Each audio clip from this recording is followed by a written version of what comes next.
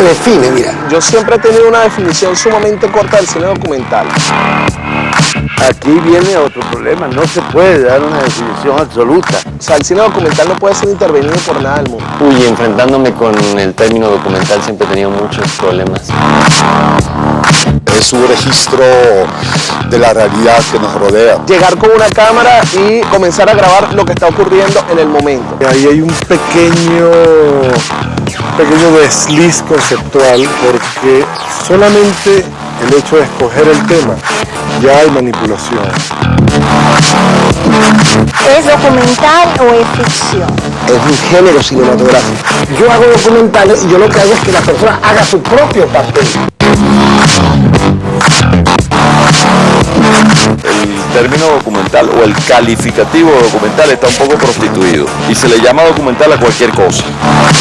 La historia del cine documental es una historia de alguna manera de ingratitud. Ha tenido, en cierta forma, muchas veces un sentido ideológico, otras veces un sentido comercial, otras veces un sentido recreativo, estético.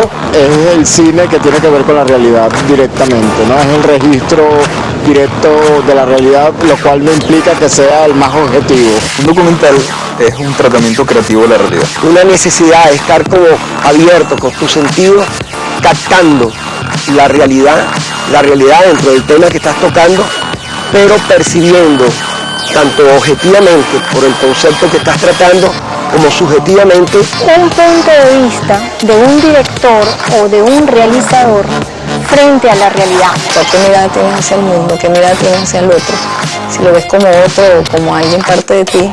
E intentando además mantener obviamente lo que se llama, lo dice Bill Nichols en un libro muy importante sobre el documental, una distancia objetiva bastante prudente. Obviamente siempre uno va a estar involucrado con el objeto propio de la película, pero hay que intentar que sea pues lo menos posible. Eso es el cine documental, sea cual sea el tema. Creo que es muy difícil en el cine documental lograr una completa objetividad. Siempre esa decisión de escoger un cuadro, de escoger ese fragmento de realidad, ya es una decisión creativa.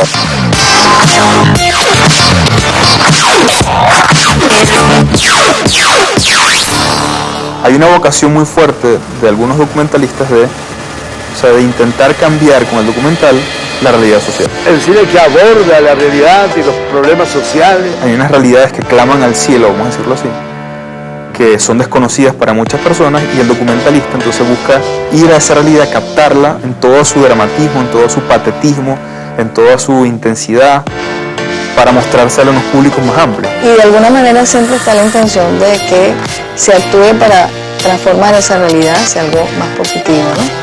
El cine documental siempre ha sido como el hermano pequeño, el primo pobre, que acompaña a otros cines que son más famosos. Solamente el hecho de colocar la cámara contra cierto objeto o acontecimiento social o cualquier manifestación, digamos, cualquier acción, ya significa que estamos sesgando la realidad. Sin embargo, al cine documental se le deben, desde la periferia, desde las orillas, se le debe enriquecimientos que ha terminado absorbiendo el discurso hegemónico, el discurso oficial, y lo ha terminado convirtiendo en sus herramientas clave. De manera que, si los franceses llamaron esto cinéma vérité, a mí se me ocurre a veces llamarlo cinéma mentiré.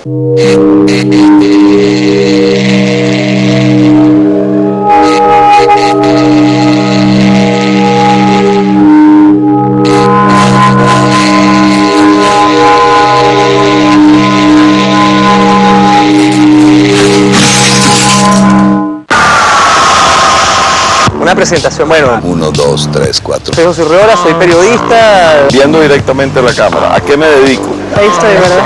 Bueno, me dedico a trabajar lo menos posible. ¿Qué hago cuando se comienza a derretir la masa encefálica? Ponte hacia atrás, así relajado. Mi nombre es Javier Meler y me dedico a la dirección de documentales. Patricia Kaiser. No, chicos, eso no se hace así, mira. Así, mira, así. ¿Qué tal? Soy Jorge Volado. Yo soy César Jaworski, director de fotografía. ¿A quién quieres que le hable? Y con el cine documental, Gonzalo. Explícame por qué. Soy licenciada en arte, mención cine. Estoy hablando de pana a pana. Soy David de los Reyes. Tú me tienes que decir por qué te gusta que vea cámara. Yo te digo, a mí me gusta porque esa mirada indecisa, que no es tan agresiva a cámara. Mi nombre es Marité Ugaz. Sigo hablando. Soy directora peruana, vivo hace mucho tiempo en Venezuela. Mi nombre es Lidia Córdoba.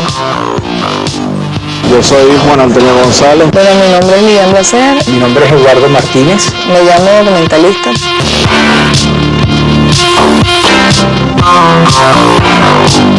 Cuando comienza el cine fue netamente documental. Cuando el cine nace, el cine no es ni cine de ficción, ni cine documental, ni de ningún tipo. El cine era un solo cine. Y arrancan con el registro de la realidad cotidiana. Lo más coherente era grabar lo que nos rodea a nosotros, nuestro entorno. Es lo que más nos interesa, es por lo que más estamos conectados. Alguien prendió la cámara y había algo delante de la cámara. Las dos primeras películas de la historia fueron documentales, patrocinadas por los hermanos Lumière.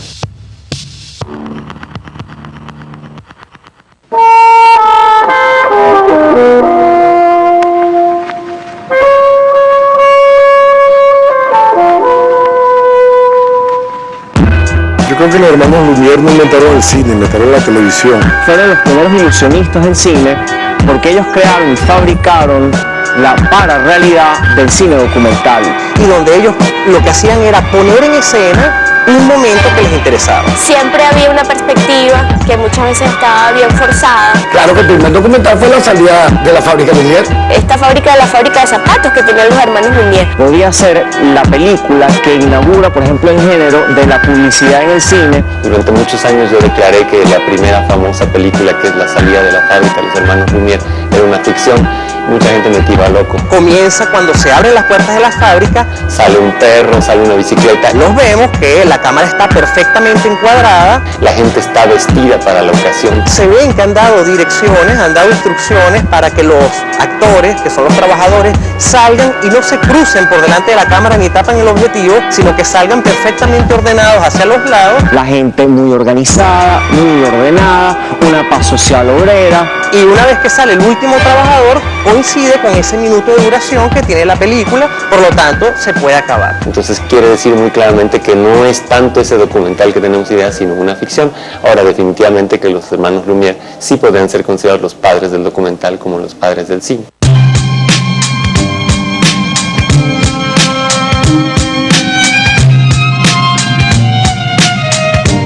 Este era un trabajo que estaba, creo, más al servicio de la clase dominante. Demostrándonos una realidad idealizada para la época, de llegadas de trenes, de progreso.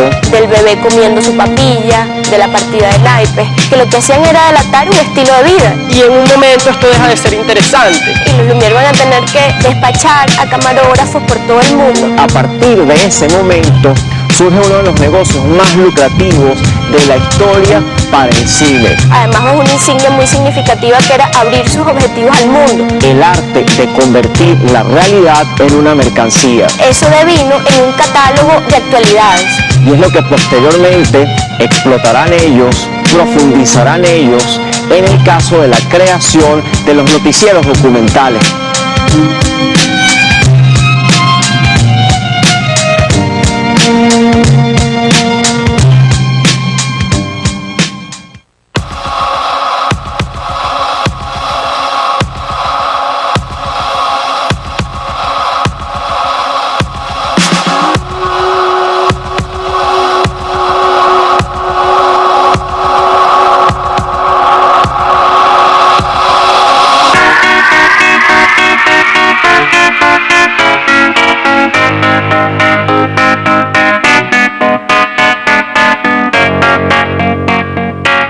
Siempre he creído que documental y ficción tienen mucha mezcla. El primer documental clásico entendido como tal y el más famoso es Nanook el Esquimal. Y es un documental, bueno, digamos, con mucho interés etnológico, etnográfico. El documental nace como una pretensión antropológica. Que además está romanceado. Después nos dimos cuenta que no era así. Primero que es una obra digna. Bueno, Nanook inaugura prácticamente el documental, ¿no?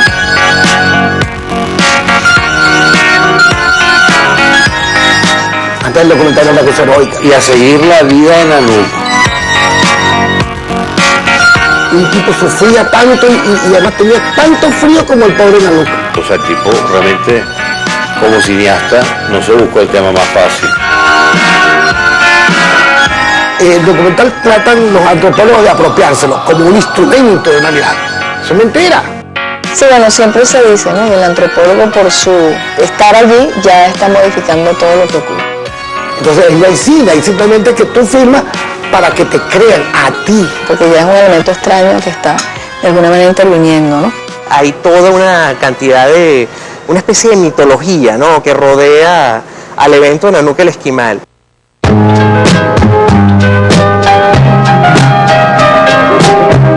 Yo recuerdo la primera vez que vi Nanook, en serio, me parecía una puesta en escena tan maravillosa y hay unos diálogos tan brutales de Nanook.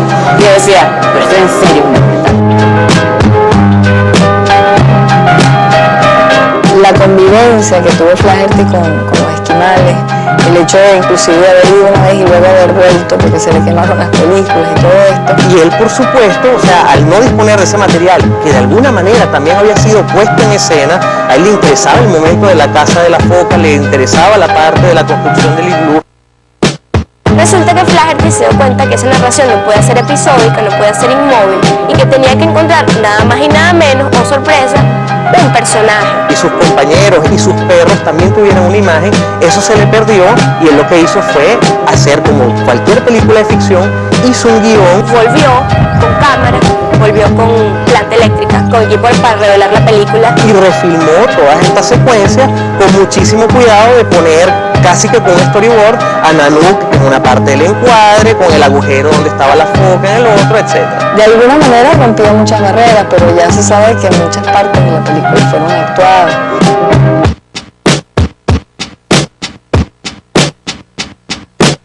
Este tipo de plástico, esta poesía, de verdad. ¿No será que lo escribieron un guioncito al señor Nanook? Por ejemplo, para hacer más llamativo el título del documental, él le cambia el nombre al protagonista, quien en realidad se llamaba Alakariak, no se llamaba Nanook. Claro, era lo que llamaban en aquel tiempo documental reconstruido. Imagínense ustedes que la película se hubiese titulado Alakariak del Norte. Eso no lo iba a ver absolutamente nadie. Nadie iba a ver una película que se llamara Alakariak. Sí, lo que Nanook hacía supuestamente era lo que él hacía de verdad, pero lo estaba representando frente a la cámara. Esta película podría ser el primer antecedente de lo que hoy llamamos el subgénero del reality show. Lo que atrae precisamente de una historia como esta son las vicisitudes y el drama. El Nanook el Esquimal tuvo mucha participación, se construyó un iglú especial para poder filmar con la cámara dentro a la gente.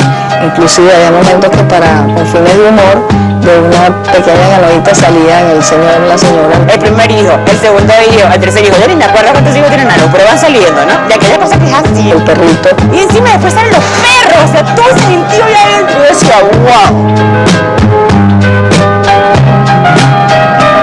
Se actuaba, de alguna manera se sabía que se estaba trabajando para la cámara. Flaherty le pide a los Inuits, que es la etnia que está al norte de Canadá, en el Ártico, que usen las herramientas que usaban hacía 100 años. Flaherty trata de reconstruir algo que es una práctica de cacería que ellos ya no hacían. Iban a matar a un león marino y en vez de matarlo con un arma, les pedía que lo mataran con un arpón, que era el que usaban hacía 100 años. Para reforzar la tesis etnocéntrica de su documental. Ahí sí que hay una mirada muy particular de él como etnógrafo. Diciéndonos, los bárbaros siguen en su estado natural, nosotros los observamos como ratas de laboratorio, nos divertimos con ellos, regresamos a nuestro contexto y seguimos regocijándonos con nuestro estilo de vida, supuestamente superior al primitivo. El primer gran documental al que se le rinde pleitesía es de alguna manera una película de ficción puesta en escena donde se aborda la realidad, buscando que la realidad muestre una faceta que es la que estaba interesado en reflejar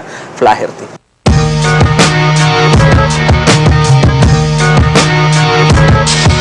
El tema de la ficción o no ficción, o documental y ficción, es un tema que se debate hace muchísimo tiempo.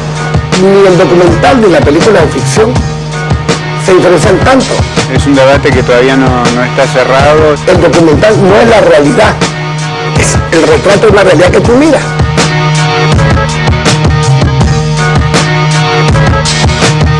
Quizás la frontera entre la ficción y el documental son relativas porque toda visión es subjetiva. Hay muchos acontecimientos y lo vemos a diario en la prensa, sobre todo en estos días de nuestro país, donde bueno, parecieran que son dos mundos diferentes y son los mismos hechos, que son narrados y juzgados de diferentes formas, porque son observadores diferentes, con juicios diferentes y experiencias diferentes de lo que observan. La diferencia entre documental y ficción es una especie de continuum y cada quien pone la rayita de límite en algún lugar de ese continuum, ¿no? Yo creo que lo que está pasando es que los límites entre la ficción y el documental se han ido diluyendo. El documental no es la realidad. Cónchale, la realidad es una construcción. Cada vez más el documental invade más la ficción y no la ficción invade el documental. Y sobre todo desde el punto de vista del cine, el cine, lo que es el medio, lo que es lo audiovisual, lo que es lo mediático, siempre tiene algo de ficción. O sea, de alguna manera uno está haciendo una realidad a partir de una realidad concreta, pero uno está elaborando esa realidad fílmica o cinematográfica que puede ser tomada también como una ficción. Siempre cuando hay una recreación no se puede obviar de que la realidad que propone el cine es una realidad cinematográfica. El documental se ha convertido en un género que a veces compite con la propia ficción. Es una realidad virtual que genera pues múltiples reacciones por parte de un público, por parte de una audiencia, y en función pues del género, en función de la temática, de la intencionalidad de la cinta o de la obra como tal, pues tiene su propia condición de realidad. Godard decía que el gran cine de ficción terminaba siendo una película documental y el gran cine documental era aquel que terminaba convertido en una película de ficción.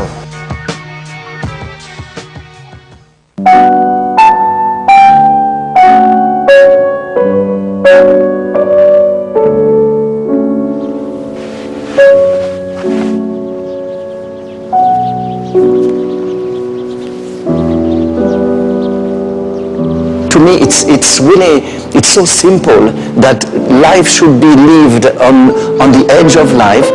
You have to exercise rebellion.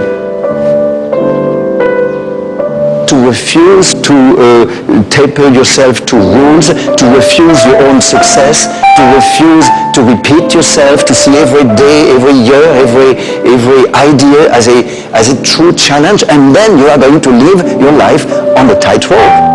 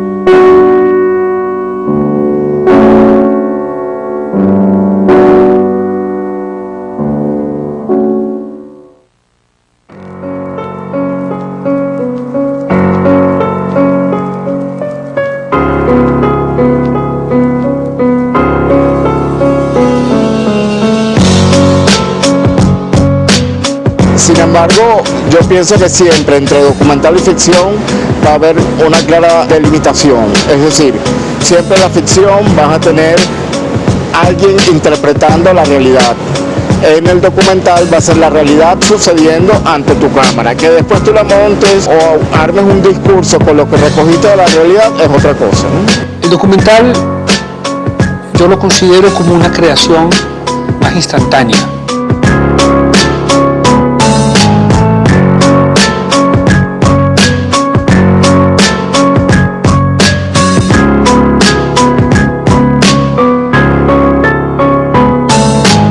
En realidad para mí en parte depende mucho del dispositivo con el cual uno trabaje, cuál es el dispositivo de realización, de rodaje de una película. Por supuesto, existe esa parte imprevista, sobre todo en documental, a la cual uno tiene que estar muy abierto, no amarrarse a esa preparación previa. Es muy parecido a esto, como esta entrevista, pues, ¿no? Se pone la cámara y yo estoy hablando y ya.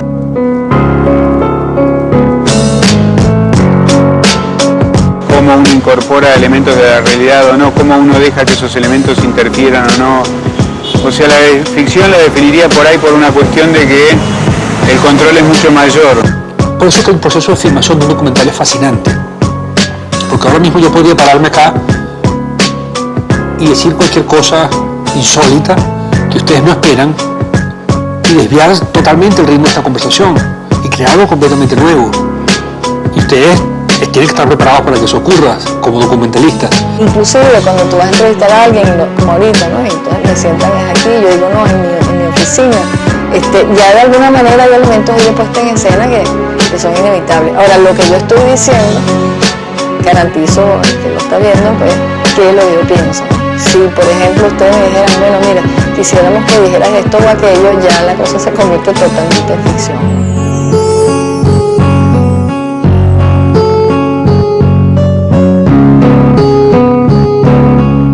Al trabajar con actores, digamos, y en general con un guión que se toma como bastante rígido, salvo excepciones, de alguna manera las interferencias de la realidad se tratan de evitar.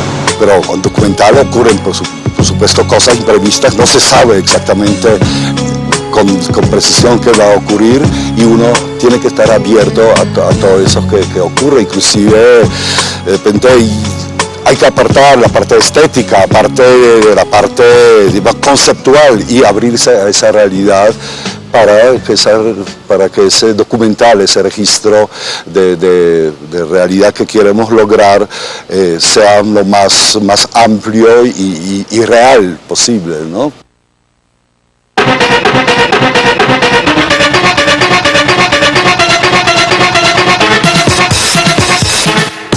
En cambio, en el documental para mí se trata de que cuanto la realidad interfiere, saber aprovechar esas interferencias y saber utilizarlas con el objetivo que uno tiene es lo más interesante. El documentalista está todo el tiempo atrapando instantes, pero ese en el fondo es un proceso ficcionado. Por eso el documental también tiene la cosa de que uno permanentemente tiene que estar como atento a pescar o a cazar determinadas situaciones dramáticas que no están planificadas, pero que te brinda una persona, una situación, un hecho determinado, te brinda y hay que saber captarlo. Eso para mí es por ahí la diferencia que hace con la ficción, lo que estrictamente se llama ficción. Y es una manera en que el cineasta documental debería asumirse como un hombre que observa la realidad, pero da una representación, da una lectura de esa realidad que es su lectura personal. El gran compromiso, en último caso, del documental en la época actual es no vendarse los ojos frente a la realidad. Es salir a la búsqueda de realidades que permanecen ocultas por la ficción.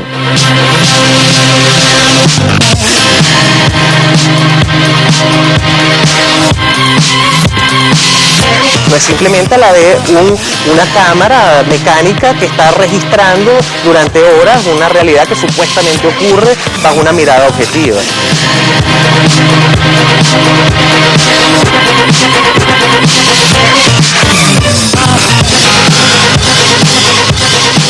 Hay una realidad aparente, pero la realidad oculta es la que deberíamos descubrir nosotros como documentalistas. Entonces necesitamos, yo creo que ahí el gran reto de los realizadores de documental, es decir, lograr no colocarse ni de un lado ni de otro, sino tratar de abarcar la realidad tal cual es. Y me parece que hace falta, o sea, que hay una gran explosión, pero me parece que hace falta reflexión.